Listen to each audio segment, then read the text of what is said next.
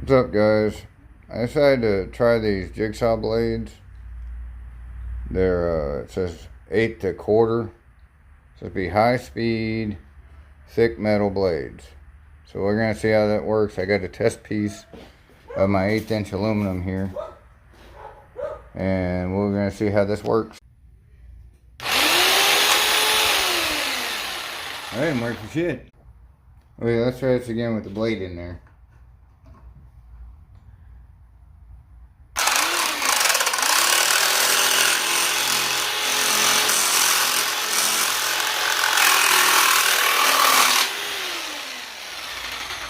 Those things cut like butter.